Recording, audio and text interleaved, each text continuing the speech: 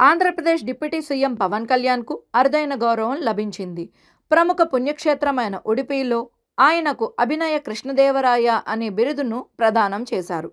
కర్ణాటకలోని ఉడిపి పర్యాయ పుడిగే శ్రీకృష్ణ మఠం ఆధ్వర్యంలో నిర్వహించిన బృహత్ గీతోత్సవ కార్యక్రమంలో మఠాధిపతి శ్రీ సుగుణేంద్ర తీర్థ స్వామీజీ ఈ బిరుదును పవన్ కళ్యాణ్కు అందజేశారు. ఈ సందర్భంగా పవన్ కళ్యాణ్ మాట్లాడుతూ భగవద్గీత ప్రాధాన్యత, ధర్మం, తన రాజకీయ ప్రయాణం గురించి కీలక వ్యాఖ్యలు చేశారు. ఈ కార్యక్రమానికి తాను ఉప ముఖ్యమంత్రిగానో ప్రజాసేవకుడిగానో రాలేదని, ధర్మాన్ని అన్వేషించే ఓ వినయపూర్వక సాధకుడిగా మాత్రమే వచ్చానని పవన్ స్పష్టం చేశారు. సరైన పాలన, సేవ, బాధ్యతలతో కూడిన ప్రతిచర్యే నిజమైన నాయకత్వానికి నిదర్శనమని ఆయన పేర్కొన్నారు.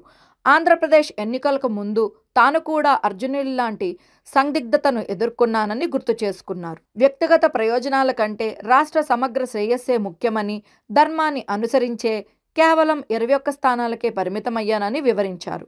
భగవద్గీత కేవలం ఒకసారి చదివి ఎర్రటి వస్త్రంలో చుట్టి పూజ గదిలో పెట్టే గ్రంథం కాదని పవన్ అన్నారు. జీవితంలో ఎదురయ్యే ప్రతి నిర్ణయంలో, ప్రతి గందరగోళంలో, ప్రతి అంతర్గత పోరాటంలో గీత మనతో నడుస్తుందని, మన కురుక్షేత్రాలో స్థిరమైన తోడుగా నిలుస్తుందని తెలిపారు.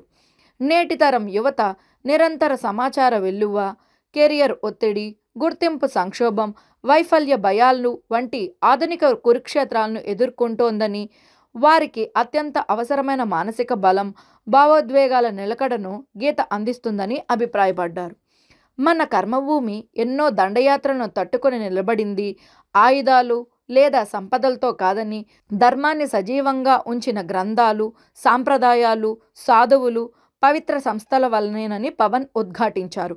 ఐన్స్టీన్ నుంచి ఓపెన్హైమర్ వరకు ఎందరో ప్రపంచ మేధావుల ఆలోచనలను గీత శతాబ్దాలుగా ప్రభావితం చేస్తోందని గుర్తు చేశారు. ఉడిపి వంటి పుణ్యక్షేత్రాల్లో ప్రపంచవ్యాప్తంగా ఉన్న భక్తులు సమావేశమైనప్పుడు వసుదైక కుటుంబం అనే ప్రాచీన భారతీయ దార్శనికతకు జీవం పోస్తారని, ఇదే నేడు ప్రపంచానికి భారత్ అందిస్తున్న సందేశమని వివరించారు.